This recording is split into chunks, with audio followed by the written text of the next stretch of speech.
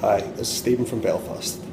For my Swing Analyze at Me and My Golf, take charge of your game.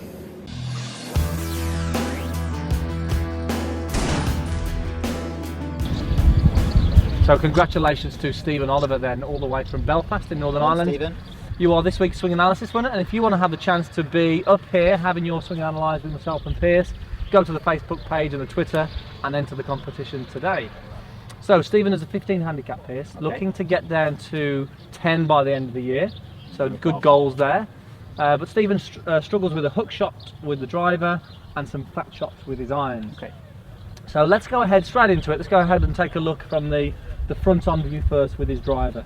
And it looks like he's been doing the K-bomb. Yes. Maybe a little bit too much from the front view here. We'll see that he's probably got a little bit too much tilt in his body angles. His spine's too tilted away from the golf ball there. We'd like to see it a little bit more neutral. Now let's go to the down the line view. This is the main view, which you'll see where he's causing the problems with his hook shots. And if we just go to the top of the golf swing, freeze at the top, and then we'll just highlight the club face here. The club face, Pierce, is very closed in relation to his left arm. Yes. Okay, so the angles there, as you can see, they do not match. So the club face is closed, and this is where the hook is really coming from. Now, this sort of then triggers on another swing fault, Pierce, the early extension swing fault. We put the line in behind his pelvis there. You'll see in the downswing how the backside moves in, and he loses his body angles and gets the club sort of swinging a little bit out, almost to protect the hook, really. Right. Yeah, definitely to counterbalance it, isn't it? Yeah, definitely. So we've got two faults there. We've got the closed club face, which we need to attack. That's the cause of the hook. Yeah. And then we've got the early extension, which is almost like the second phase in his work, really. So let's go ahead, Pierce, and talk about first of all why the club face is getting closed. Okay. And it all stems from the setup, really, doesn't it? Yeah, definitely. Look, if anybody out there has got a closed club face throughout their golf swing and they're aware of this, or even they're just hooking the golf ball, first thing you need to look at is the grip, because this is where it generally goes wrong. And Stephen, this is absolutely where the issue is for yourself. So we can see that both of your hands are too far round to the right, so too far underneath the handle of the golf club. By the time, if I were just to stand up and just sort of neutralise my hands and arms in front of me now, you can see that club face is very, very closed. So from this position here, everything else in the golf swing is built around stopping the ball go to the left. Correct, yes. Which basically means you got to swing out to the right from here. Yeah. So if you go ahead and swing for the top, Pierce, and we'll just highlight that club face position from this grip. It's very hard to get just a quick one as well. It looks like obviously when doing the K-bomb, the hand has been coming from underneath. When we change this in a moment, you'll see we won't be bringing the hand from underneath. Okay, so yeah, from there to the top of the backswing.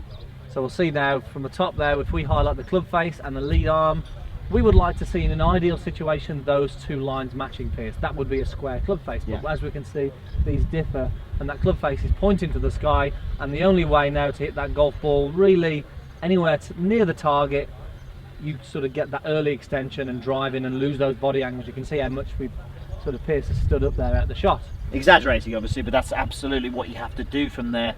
The club is then sent very much into out, swinging out to the right to at least give you a chance of getting the ball on the fairway. And that's where the fat shots come with the irons, because that club's coming very much from a shallow, too much in the inside, ground first. So that hopefully sort of clears up the fat shots. Okay, so the number one priority that we need to change, Stephen, is the club face. If we get the club face fixed, we'll stop the hook completely. You may hit a few to the right to start with, but we're going to get rid of the hook pretty quickly here, I think. With a quick change. I think we can get rid of it straight away. Straight away. With the grip neutralizer. The grip neutralizer. Do you like that? The grip neutralizer. So what you need to do is to hold your left arm out in front of you, Stephen, with your back of your left wrist flat. Then hold the golf club with the club face matching that back of left wrist. So both very flat there. You notice normally if you were to hold it, it would be in a very different position. So from here, flat left wrist, flat club face, and then from there, drop it down in front of you. So now we have a neutral grip. So with the left hand, that is, obviously. And then from there with the right hand, we're just going to bring it in from the side. So notice the palm is coming in from the side, not from underneath. Bring it in from the side, and then we close up. So now we have a very neutral position. My arms are relaxed in front of me and they feel in the right position, and the club face matches that. Perfect. And if you do this, Stephen, you will not hook it. We will guarantee that you will not hook the ball. You may hit a couple right, but Yeah, you won't. definitely hit. I think you definitely hit a few right to start with, but yeah. So just go with the neutral grip again there, Pierce, and just swing to the top for us, just so we can Go through see. this. I love this neutralizer. Do you know what? It's This a works great so well. way. Great way. If you've Works got a so strong well. grip and you want to neutralise it out, definitely one of the best ways. Okay. So go ahead and swing to the top for me.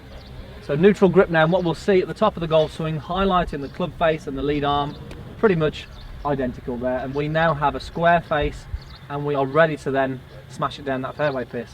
Pretty so. straight, hopefully. I hope so. I hope so. You Okay. never know.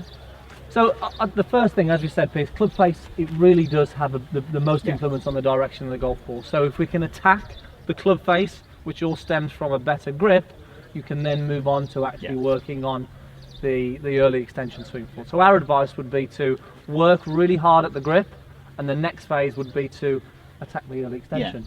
Now, a couple of options for you. You could go on to meandmygolf.com. We have loads of early extension fixes on there, some great drills that will help you get the feeling of what you need to do, sort of to move on from there. Go into or the you game could even, analyzer, I think. go into the game analyzer, go into that hook section, and it'll give you all the early extension fixes in there.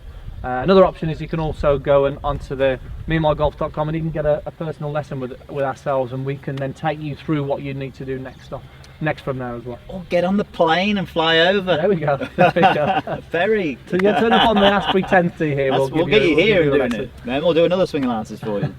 Okay, so I hope that helps there, Stephen. Big difference you're going to see. If you change that grip, you're going to start to see that ball fly a lot straighter.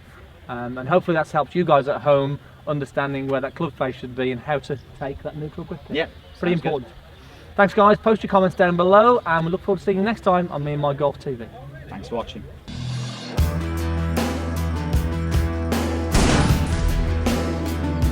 By dropping that foot back, again maybe in an exaggerated position, it kick-starts the rotation. It allows it to flow a lot easier. See, it's so much more easy there to be able to rotate into this right side there as well. And even having this right foot drop back.